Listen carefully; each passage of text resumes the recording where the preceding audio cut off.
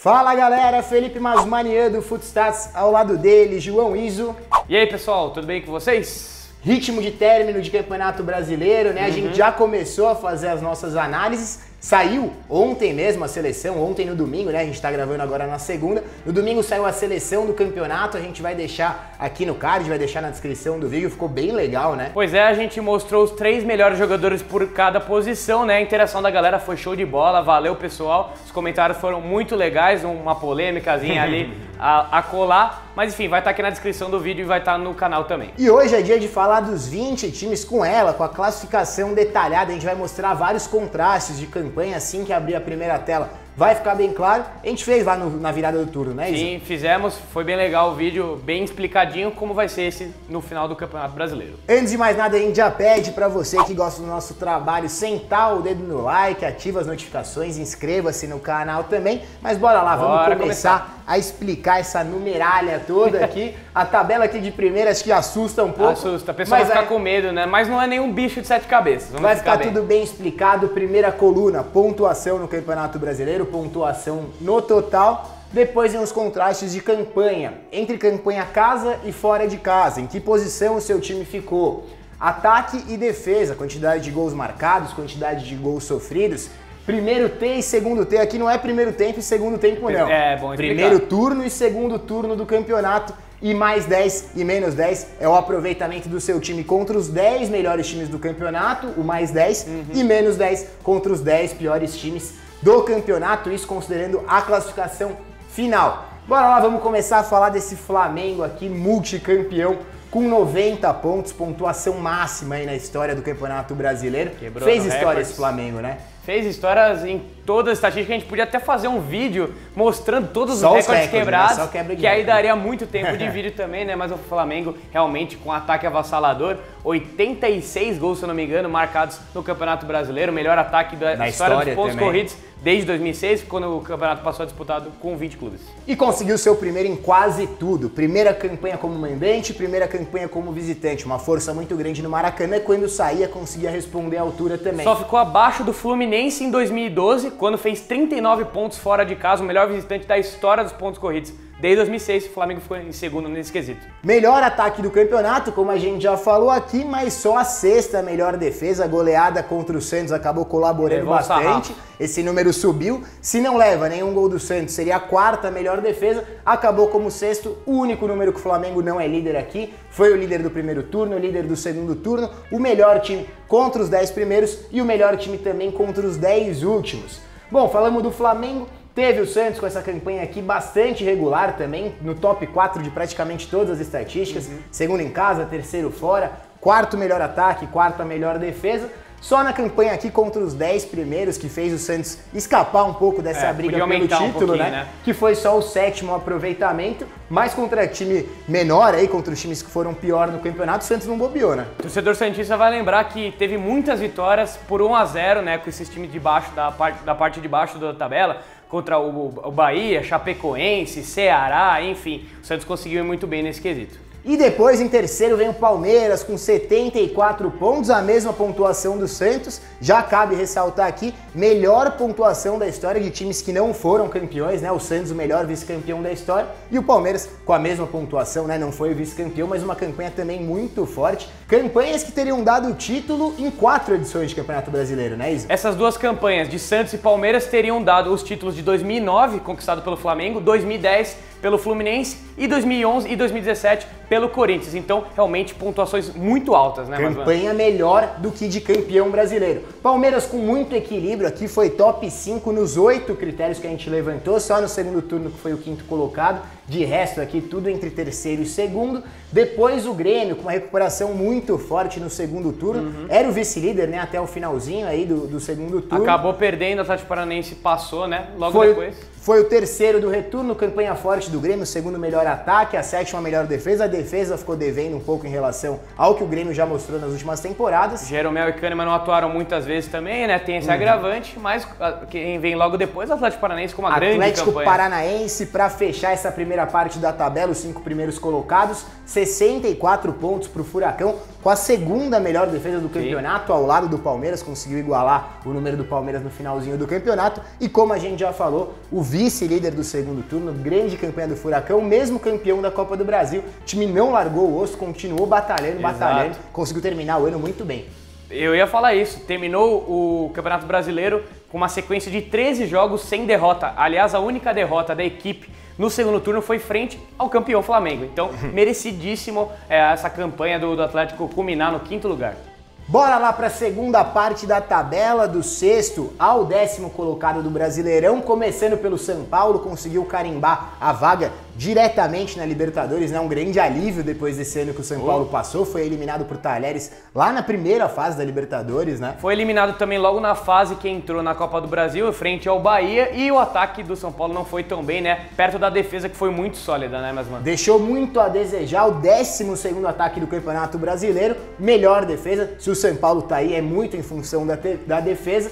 Mostra esse contraste também em campanha casa e fora. O que você espera de um time grande como o São Paulo é que ele tenha um desempenho muito forte dentro de casa. Não foi o caso no Morumbi, só o 9º colocado do Brasileirão, fora de casa a 4ª melhor campanha, até tá ok. 6º melhor do primeiro turno, 7º melhor do segundo turno, acabou na posição adequada. No ano inteiro no Morumbi não foi bem, né? Não foi um dos piores aproveitamentos como mandante do São Paulo na história, né, do clube, então realmente é uma coisa a ser melhorada em 2020. Quem tem um problema inverso a esse é o Internacional, que foi só o 11º fora de casa. O Inter com muitas dificuldades de jogar como visitante. Há tempo também, hein? Isso já vem há muito tempo mesmo, desde o ano do rebaixamento ali, passando por Série B também. Esse retorno à Série A, o Inter tá com esse problema grave. E no segundo turno, só a 12ª campanha, lá no primeiro foi G4, né? Campanha que levaria Odair, direto para Libertadores, demitiu o Odair Hellmann para trazer o Zé Ricardo e as coisas acabaram não acontecendo muito bem pro Internacional, que foi o 12º contra os 10 melhores do campeonato, campanha bem ruim contra a galera que estava competindo no mesmo campeonato que ele, Sim. mais o 5º contra os 10 piores. Realmente o Inter não foi bem. Outro time que teve uma temporada e também uma competição brasileira um pouco irregular foi o Corinthians, que viveu mais ou menos o que o São Paulo viveu. O ataque não foi tão bem, a defesa acabou colaborando um pouco para a equipe chegar na 8ª posição, perdão. Perfeito. 11º melhor ataque, 5ª melhor defesa do campeonato. A defesa continuou segurando o Corinthians, como tem sido há um bom tempo. Era o 5º no primeiro turno, 11º só no segundo turno. Só foi para Libertadores porque o Flamengo foi campeão, né? E também teve a questão do Atlético Paranaense ganhando, estando dentro do grupo, né? Aumentou e o Corinthians e o Inter vão para pré-Libertadores. E aí, o primeiro fora dessa zona de Libertadores é o Fortaleza, que ficou por aqui, hein? Se o campeonato tem mais umas 4 rodadas, o Fortaleza acho que umas duas rodadas, 3 rodadas, o Fortaleza tomava essa posição do Corinthians. Final de ano fabuloso do time do Rogério Ceni, 6º melhor do segundo turno, campanha de Libertadores nas últimas 19 rodadas, só com o Rogério Ceni. O Fortaleza teve um campeonato muito digno, a gente já abordou bastante isso por aqui, vai fazer mais, inclusive, torcida do Leão, fique preparada porque vai rolar mais vídeo do Fortaleza. 6º melhor ataque da competição, também ataque de G6, ataque de Libertadores. E aqui, contra os 10 melhores, o 10º, contra os 10 piores, o 8º, que lá no começo foi o que fez o Fortaleza não lutar contra rebaixamento em quase momento algum do campeonato, e o que acabou fazendo também o time terminar na parte de cima da tabela. Vamos pro Goiás? Só uma última coisa, mas mano, o Fortaleza foi uma equipe muito eficiente ofensivamente, precisava de poucas finalizações para fazer um gol, por isso teve uma campanha tão legal. E logo depois quem teve o inverso, né? O problema da eficiência defensiva foi o Goiás, que foi a 20ª defesa, a defesa mais vazada, né? Mesmo com o Tadeusz, né? Mesmo com o Tadeusz garantindo tudo lá atrás. Primeiro goleiro em defesa difíceis. Defesa muito vazada, o Goiás sofreu muitos gols no campeonato. Começou voando o campeonato no primeiro turno, depois da Copa América caiu bastante. Sofreu goleada contra o Santos, contra o Flamengo, né? 2-6-1. Tanto que terminou o primeiro turno na 15ª colocação, um segundo turno muito forte, 8º lugar, muito nos pés do Michael, que foi a revelação do campeonato, Rafael Moura, que fez gol adoidado 9 na reta gols final. No segundo turno. Quase todo chute que ele acertava, a bola estava entrando. E só para carimbar o número do Fortaleza, que a gente tinha falado da eficiência ofensiva, só o Flamengo precisou de menos finalizações do que o Leão para fazer um gol no campeonato. Então, uma eficiência muito digna. Campeonato muito legal dos dois. Do Fortaleza. Terceira parte da tabela, aqui do 11º até o 15º lugar, começando pelo Bahia, 49 pontos. Caiu demais de rendimento no segundo turno o time do Roger Machado.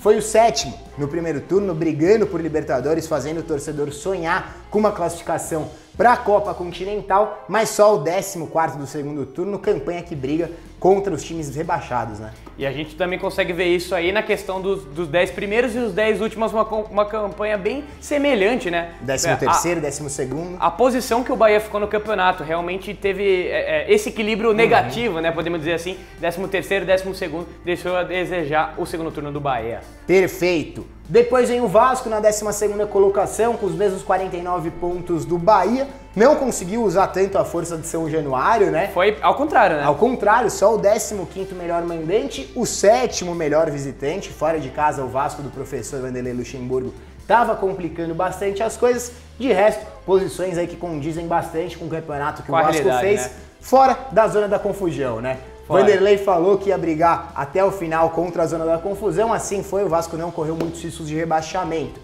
Quem acabou correndo um risco no final do campeonato, que era muito inesperado, foi o Atlético Mineiro, com esse problema defensivo de sempre também, incrível. O Galo sempre é um dos times que mais sofre gol no campeonato. Foi na temporada também, foi o time que passou menos jogos com clean sheets, né? Jogos sem ser vazado, o Atlético quase todo jogo sofria gol. Foi o 9º do primeiro turno, 13º do segundo turno, mas o ataque tava lá, 8º melhor ataque, sempre o Galo também, o Galo doido, que faz muitos gols, apareceu para dar uma acertada aqui nessa campanha e não ser rebaixado, né? Não brigar diretamente mesmo. E para resolver esse problema crônico na defesa, nada mais do que um especialista defensivamente falando, que é o caso do Carille, suposto treinador do Atlético Mineiro para 2020. Galera tá falando bastante desse rumor, acho bem possível que aconteça. É o que o Galo tá precisando. Sim. Depois vem o Fluminense, o último time classificado para a Copa Sul-Americana, por isso que tá em azulzinho ali, a partir do Botafogo. É aquela zona de 2 times só, né?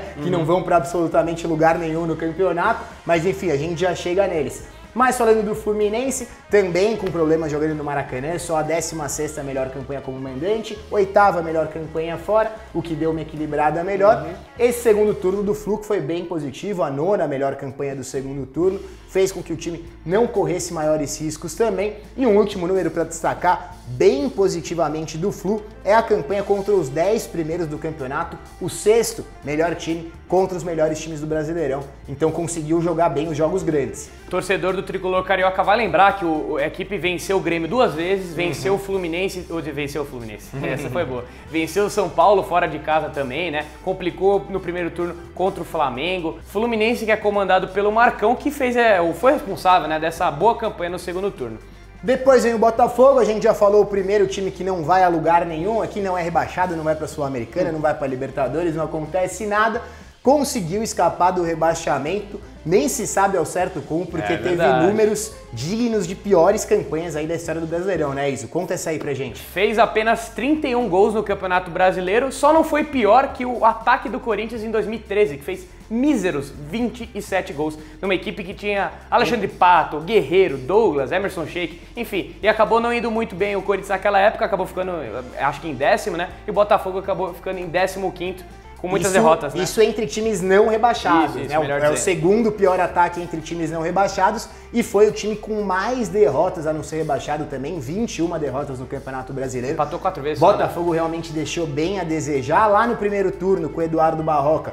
Conseguia ser muito sólido defensivamente, aí acabava conseguindo terminar nessa 10ª colocação, mas no segundo turno, 18ª campanha, aí sim campanha de Z4, conseguiu escapar o Fogão, graças àquele início bem bom do Eduardo Barroca. Uma mudança muito brusca de estilo, né, do Barroca para o Valentim, né, acabou tendo essas derrapagens, né, no Campeonato Brasileiro. Última parte da tabela, galera que não tá muito feliz aí com o desfecho do Campeonato Brasileiro, tirando o Ceará, que conseguiu fugir da segunda divisão, viu o Fortaleza fazendo uma campanha histórica, esse é o melhor time do Nordeste na temporada, e o Ceará pelo menos conseguiu se manter para ter o clássico no ano que vem, né? Na Série A, mais uma vez, isso é muito legal. As torcidas do Ceará que deram um espetáculo no Campeonato Brasileiro. Fortaleza até foi a segunda melhor média, né, do Campeonato Brasileiro. O Ceará também, a torcida foi muito bem. Ceará, inversamente aí ao rival Fortaleza, é um time que conseguiu ser mais sólido lá atrás, mas com um ataque muito fraco, só o 15º melhor ataque. Campanha contra os 10 primeiros e contra os 10 últimos na mesma posição, 16º nos dois cenários. Né, a posição final. Ilustra bastante aí esse campeonato do Ceará. No primeiro turno um pouco mais forte, 13ª melhor campanha. No segundo turno, 17º, campanha de Z4 também nas últimas rodadas, mas conseguiu escapar.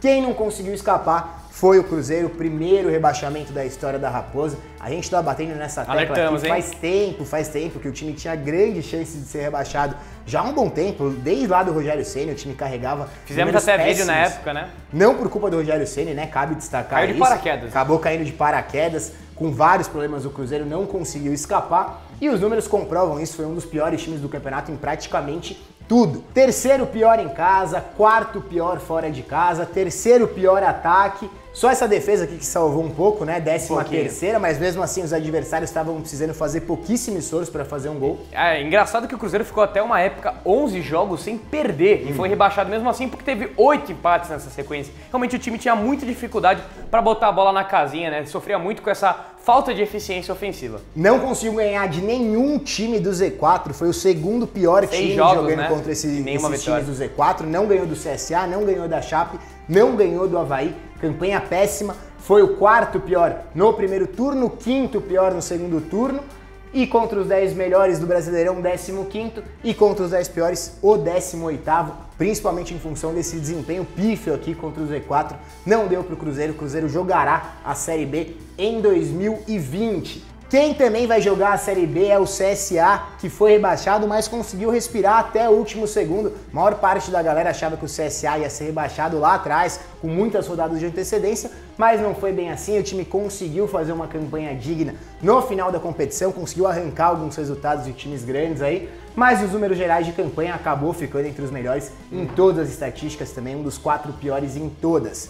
Quem também caiu pela primeira vez, assim como o Cruzeiro, foi a Chape, com os mesmos 32 pontos do CSA, com uma campanha bem aquém do que o time costumou apresentar na Série A até hoje, né? Principalmente na questão da Arena Condá. Não conseguiu transformar o espírito de Condá, né, numa força como que a Chape sempre foi caracterizada desde que subiu para a Série A em 2014. Infelizmente estará rebaixado e disputará a Série B em 2020. A Chape, que tinha como tradição conseguir complicar um pouco para os times grandes no campeonato. Gramado difícil lá, né? Gramado difícil, foi o 20º, foi o pior time contra a parte de cima da tabela. Então a campanha da Chape que realmente não deu para se segurar.